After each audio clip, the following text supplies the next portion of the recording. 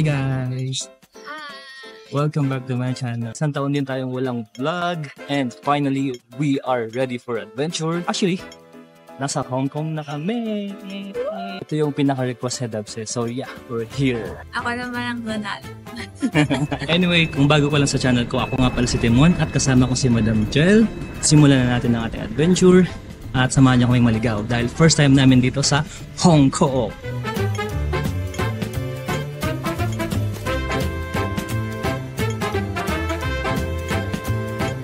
Guys, kakalan lang namin dito sa Hong Kong at hindi pa kami nakakalagpas sa immigration. Sabihin sabihin, hindi pa kami success. Success. Tingnan natin kung ano mga kalusutan. Anyway guys, dito sa series na to ay i-share ko sa inyo ang mga preparation namin for this trip, travel requirements. I-share ko din sa inyo yung giging experience namin dito sa airport hanggang paglabas natin at pag-clear sa immigration. And then, paano tayo pupunta doon sa hotel na pinagstayan natin. At meron tayong room tour. Ayan. So, samahan nyo kayo mag-explore sa Hong Kong sa aming day 1.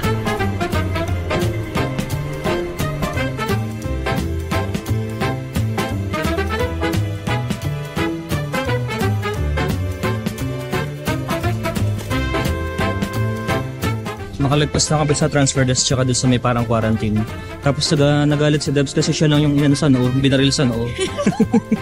Ginawa siyang temperature. Di ba anak sombrero ang aso? Oo, baka may sakit.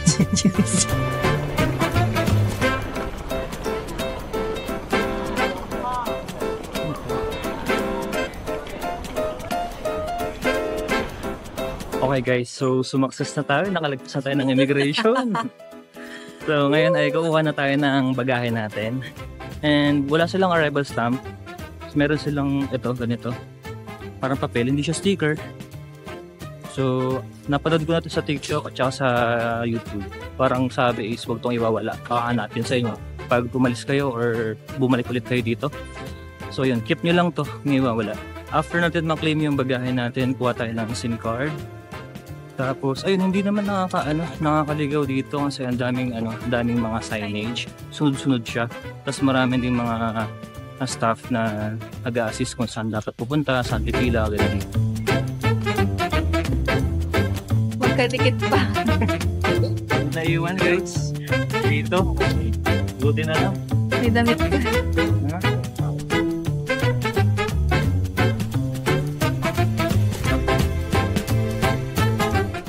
Okay guys, mag-withdraw muna kami dito sa may Bank of China sa ATM na malapit lang sa may Carousel Road.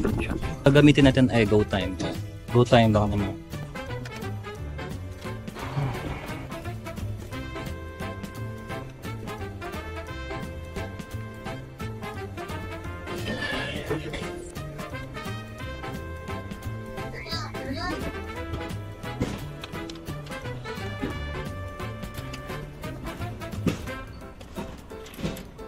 And guys, nakapag-withdraw na tayo gamit ang GoTime. 2,500 yung withdraw namin. Ang nabawas sa akin ay 18,463 or 73.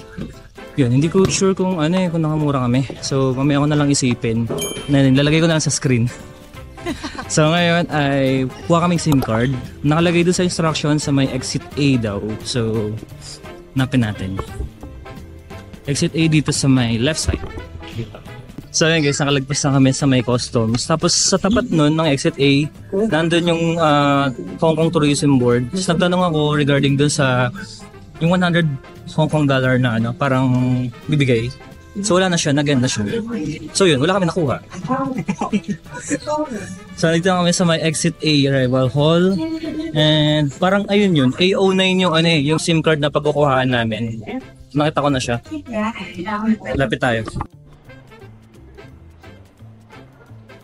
Nakuha na namin yung SIM dito sa may A09. Ito siya.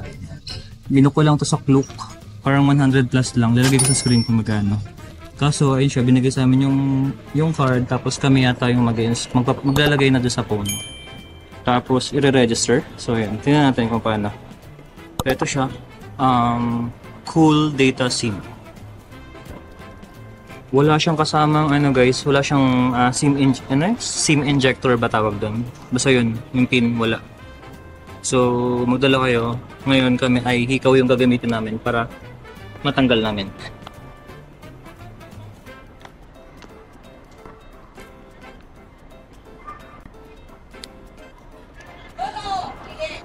May mga instruction naman siya guys. Sundan na lang natin. Insert daw yung SIM. Nalagay ko na.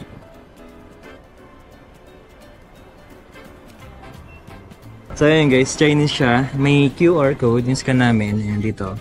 Tapos ito yung lumabas. Dito sa taas, ayan natin nyo. Click nyo lang to, lalabas. Ayan. EN, ayan yung English. Start ko na. Oo. After nyo maklik yung start, other identity document. Ito siya. Kailangan natin i-upload ang ating pasaporte. So after nyo mascan yan, ito siya. May naka-auto naman na yung details pagka-scan nyo sa passport. Tapos continue lang tayo. Oo, wifi off. Ayan. Yan na, naka-register na. Tapos ito na. Ayun na, okay na. Submitted. Done ko na. May message. Thanks for choosing. So ayun guys, tapos na kami mag-register ng aming SIM. And okay naman siya. May instruction naman. Madali naman siya sundan. Tapos, ano bang kasama ng SIM card na to? Meron siyang 5G network, tapos 5 gig na data for 5 days lang siya. Nasa 100 plus lang siya. So, okay na rin siguro yan kasi kailangan lang namin ng internet for navigation kasi hindi namin sawalado yung yung mga lugar dito sa mga pupuntahan namin. So, para hindi kami maligaw. May kasama siya. Ah, oo nga no. So, ayun, nagkamali ako ng sinabi sa inyo. Meron palang sasama. Abnormal ito. Lalagay mo dito. So anyway, ayun, nakita niyo sa taas. Tapos may lagayan din siya ng SIM. Ito. Ayan, ito yung SIM ko na Globe. Lagay ko dito. Tago ko muna. Hindi kasi naghahanap eh. So ayun guys, after nyo mag-register, may ma-receive kayong message na parang thank you for choosing blah blah blah ganun. So yun. So after naman nito ay punta na tayo sa terminal ng bus. May bandang right side siya. Ito yung trend guys doon. Tapos may bandang gitna lang siya. So bale tayo ay magbabas. So dire-diretso lang tayo. Nakita niyo yung mga blue? Yung mga blue na sunod-sunod na signage. Yun, sundan nyo lang yun. May nakalagay naman doon papuntang city. Tapos sundan yung logo ng ng mga bus, train, ganun. Ito.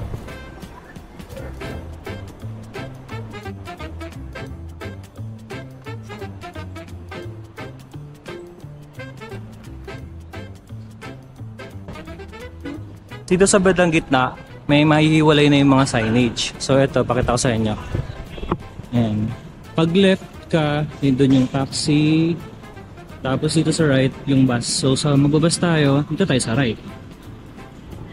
Tayo. Yes.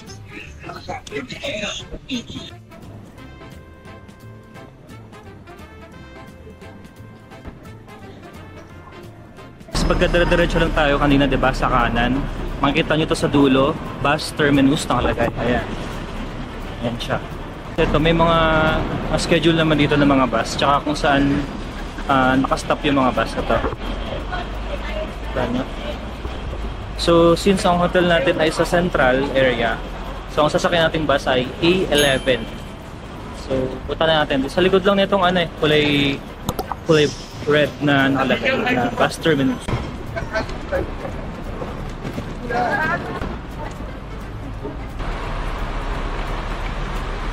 And guys, sakto na dito na agad yung bus. So sakay tayo. Gamit natin yung GoTime sa pag-tap dito. So try natin. Sana gumana kasi kung wala, bibili tayo yung octopus card.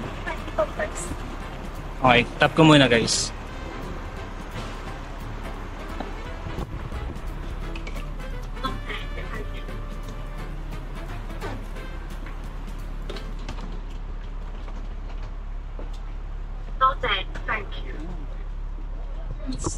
Nice, gumana yung yung GoTime. Good. So, may lagayan naman ng ano dito, ng mga bag sa bus. Ito. Yan, diba?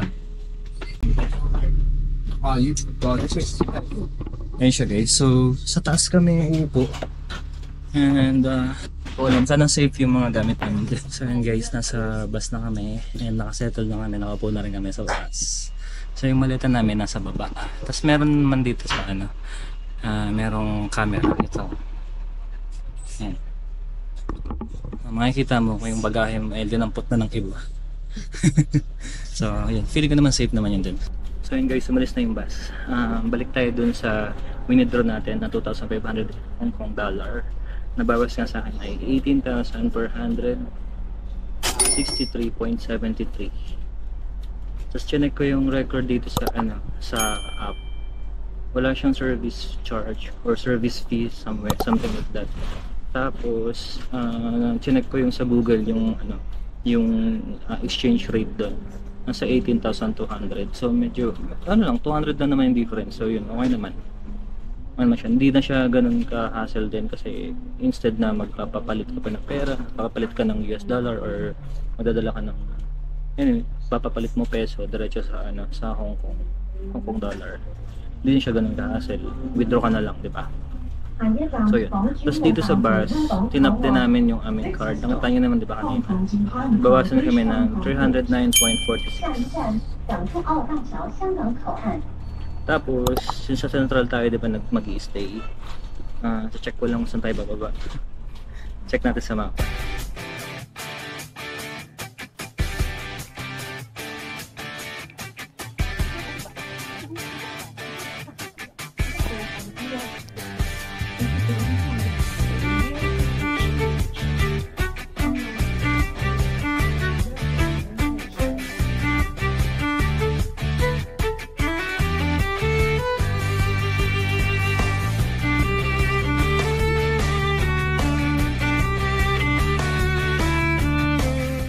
Okay guys, so nakababa na kami ng bus. Dito kami bumaba sa Connaught Road, Jardine House. Iglalakad tayo papunta ng hotel. So, ang struggle dito is akit tayo.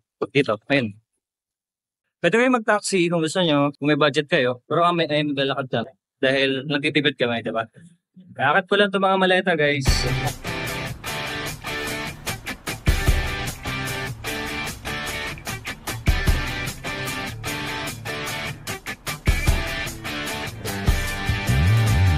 Ang daming Pilipino dito. Narinig mo agad yung Tagalog eh. Sayang. Okay na yun.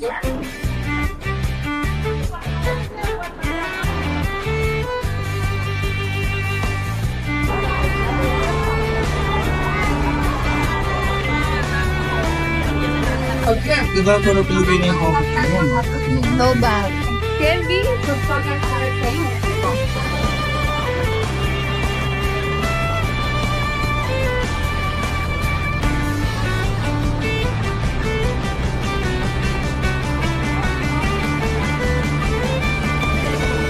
So malapit na kami sa hotel. Bale, akit kami. Somewhere doon.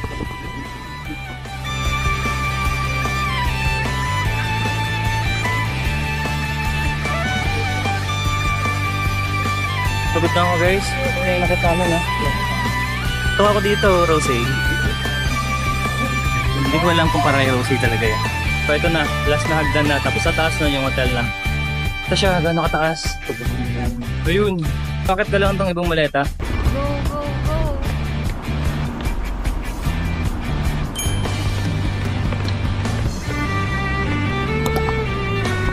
Guys, finally nandito na tayo. Dito kami mag-stay.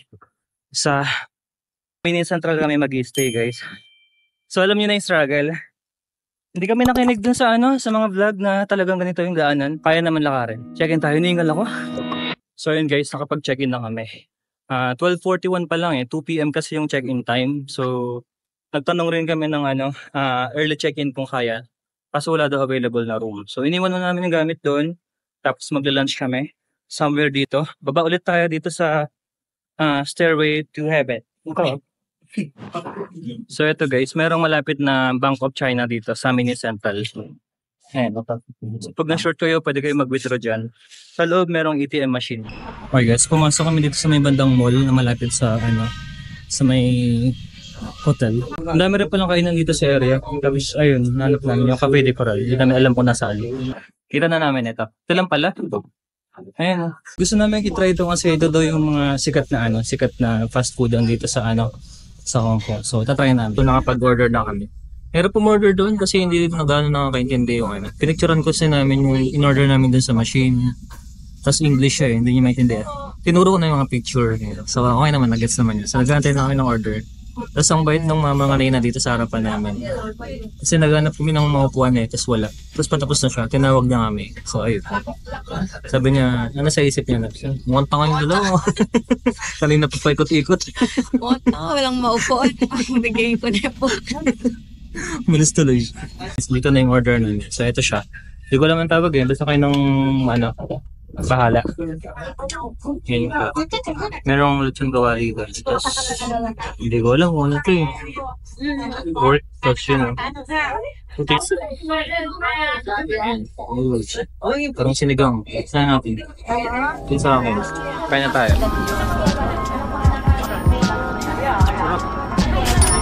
Sarap.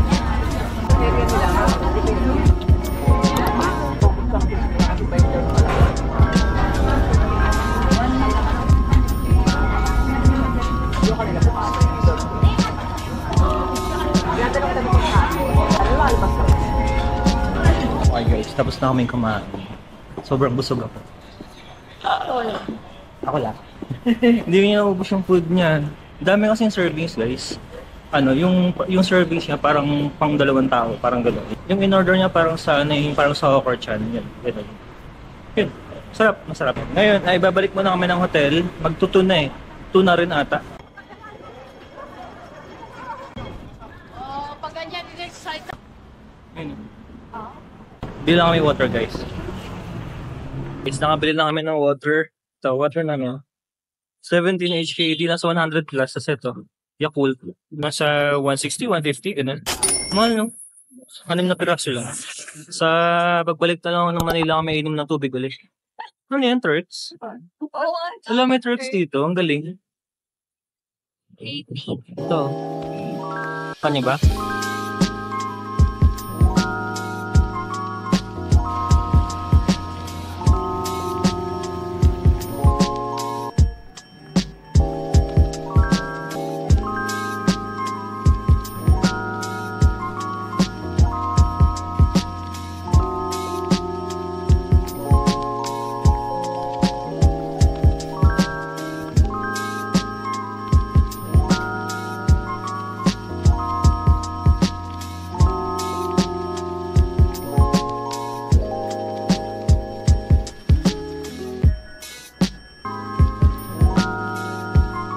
So, nandito na kami sa may room.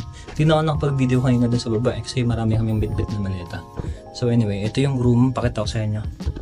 Huwag kayong magulat. Open na siya. Nasa 5th floor kami. So yun na yun guys. Oh. Yun na yun. Ito yung kama.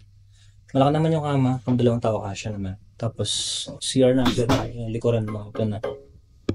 And then toilet, may mga tissue. Walang tuwalya. Walang towel, hindi ko alam. May shower naman dito. Walang bidet. And may kurtina naman siya guys. Huwag kayo maglala. Pero yun nga. Tissue lang meron. No? Tissue lang meron. Wala siyang tuwalya. Tapos, kung makikita nyo ito. Blower yun eh, yung kulay pink. Ito kettle, may baso. Ayan, yung tubig yung binili namin yun. TV. Ito na yun. Maliit lang siya. Expected ko naman na maliit talaga to kasi yun nga. Based nga doon sa mga napanood ko sa iba, kahit to sa ibang hotel, maliliit din siya. Ito yung room namin. Kasya na ito na isang selfie lang eh. Nakuha na lahat. Ito yung pinakamaliit na check-in na namin sa lahat ng mga travels namin. May towel pala. Somewhere dun sa taas kanina. Dito. May nakapatong dun. Hindi ko alam. Naka-plastic siya. Ito siya. Maliit. Open mo nga doon. Yan na yun. Parang tissue. Ayan. Ito siya guys. Tissue. Oo nga eh. Anyway, pahinga muna kami saglit. Okay guys, so lumabas na kami ng hotel. 5:30 na din eh. Punta kami ngayon sa may Avenue of Stars. Tapos dun sa Clock Tower, ganyan-ganyan. Abangan natin yung Symphony of Lights. So maglalakad lang kami papunta dun sa Central Ferry. Dire-diretso lang from pagbaba dun sa hagdan. Nandito kami sa may Feather Street. Lapit lang din dito sa Central. So, nasa bus stop kami. Tatry namin na sumakay ng bus papunta dun sa Central Ferry. Sumakay kami sa bus stop from Feather Street. Tapos, naman po kasi dadaan siya ng Central Ferry. Okay guys, so nasa Central Ferries na tayo. Sakay tayo ng ferry number 7, papunta dun sa TST. Yun, gumana yung gumana yung card. Buti na lang. So, check natin ngayon sa ferry kung gagana din yung card. Ferry ulit! Sakay kami ng ferry. Yung mga hiling receive mo. Hindi pwedeng hindi mawala yung yung pagpe-ferry pagbabangka. Wala ko, wala na sa Hong Kong. Pa rin siya, hanap pa rin siya ng mga hiling niya, mga bangka. Hindi, pangarap namin ako lang ba? Pangarap ko cruise. Siyempre kasama si Dabs. Mag-ice cream muna kami, ito. Ano siya guys? Sikat na ice cream dito. $13. Try na namin to. Cheers.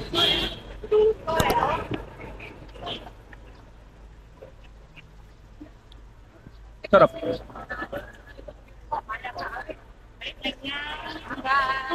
Ang sarap. Tapos yung pagkakagawa ni Kuya ng ice cream. Ang ganda, no? Perfect. Sarap na ito.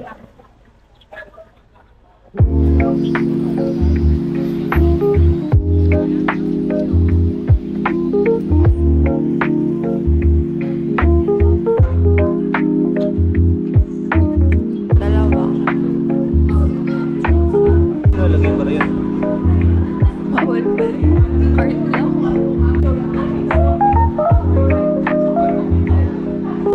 Dito.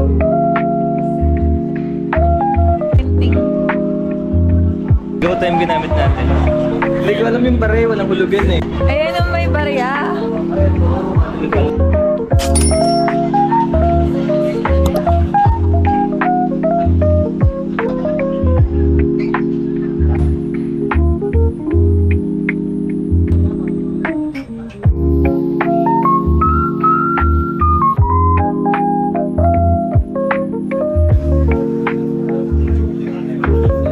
Nasa TST na tayo. Nakababa na kami dun sa ferry. Medyo madilim na, So yun guys, huwag nyo kaming gagayahin kasi mabilis lang naman talaga pag nag-MTR kayo from Central to TST. Pero for the experience, nag-ferry kami.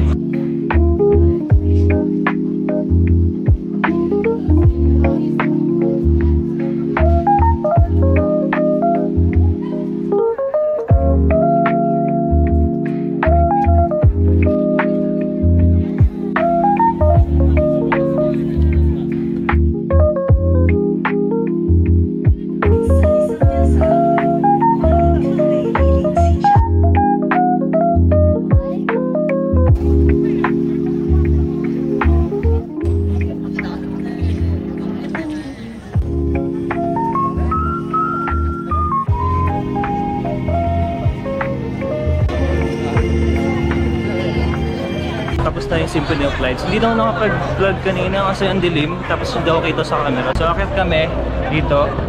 Ayan. Ito ata yung way papunta dun sa may train sa MTR. Papunta sa may TST. Tapos somewhere doon sa area, kakain kami doon. Dito tayo sa isang restaurant sa may TST. Nag-aantay na lang kami ng order. So habang nag-aantay tayo ng order, ay pag-usapan natin ang travel requirements ng mga Pilipinos papunta dito sa Hong Kong. Visa free tayo ng 14 days dito sa Hong Kong. Hindi natin kailangan ng visa, hindi natin kailangan mag-apply. Pero make sure na ang passport natin ay valid at least 6 months siya. So additional requirements is return on onward ticket, proof of accommodation, and proof of funds. Pag-usapan naman natin ng e-travel. Ang e-travel is actually requirements ng Philippine government para sa mga Pilipino na lalabas at papasok ng Pilipinas. So kung ikaw ay lalabas ng bansa, pupunta ka ng Hong Kong or any country, kailangan mo mag-complete ng e-travel at least 48 hours prior to your departure. Gawin nyo na ang e-travel bago kayo pumunta ng airport para iwas na sa hassle. So paano nga ba gumawa ng e-travel? So ilalagay ko dito yung website at saka ito yung app nila. I-download nyo lang sa Google or Apple Store ang egov.ph. Tapos pagkatapos yung mag-sign in or mag-sign up, click nyo lang dun yung travel. Tapos ayun na, fill upan nyo lang siya tuloy-tuloy. Tapos hanggang maka-generate kayo ng QR code. So after nun, good to go na kayo. So ayun, kain tayo. Ayaw mag-rice si madam. Suklaw siya.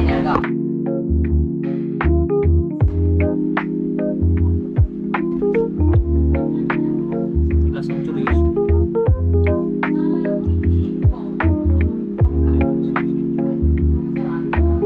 Tapos na kaming kumain. Okay naman yung food, masarap naman siya. Naka 138 Hong Kong dollar kami. Naghahanap kami ng milk tea, kaya na pa kami naghahanap ng milk tea. So lakarin lang namin itong street na to. May order namin. Cheers!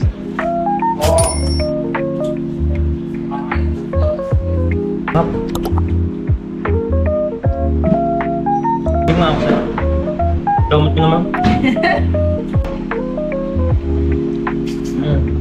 So yun guys, nakabalik na kami dito sa hotel at sobrang pagod na kami kasi ngayong araw ay naka almost 20,000 steps na kami. Bago ko yan, itong vlog na to, i-share ko muna sa inyo yung mga preparation namin prior to this trip. So after nga namin na mapili na puntahan ng Hong Kong, eh pinlano na agad namin mabuti itong trip na to. So nag-secure na kami ng date, ng ticket, at saka yung itinerary. Kasi ayun nga yung magiging guide ninyo sa bawat araw ng stay ninyo sa isang bansa. So after naman nun, namili na kami ng mga pang-OOTD. Hindi naman na kami bumili gaano masyado. Kung ano lang yung mga nasa cabinet. And then, bumili ako ng mga kailangan dito sa Hong Kong na gagamitin. Especially yung adapter. Yung saksakan kasi nila dito ay iba. Yung tatlo. Pakita ko sa inyo. Ito yung binili namin. Lagay ko na lang sa screen. Nagdala kami ng extra na extension para maraming kaming pagsasaksakan din, diba? Tapos naman nun, bumili rin ako ng portable na tumbler para at least maliit lang siya. A week before your travel or a month before your travel, check nyo na yung mga dokumento ninyo mamaya kasi less than 6 months na siya or expired or may damage na yung passport ninyo, lalo na kung medyo matagal kayong hindi nakapag-travel gaya namin. So anyway, sana na-enjoy nyo itong aming day 1 and I'll see you sa day 2. Good night. Peace out.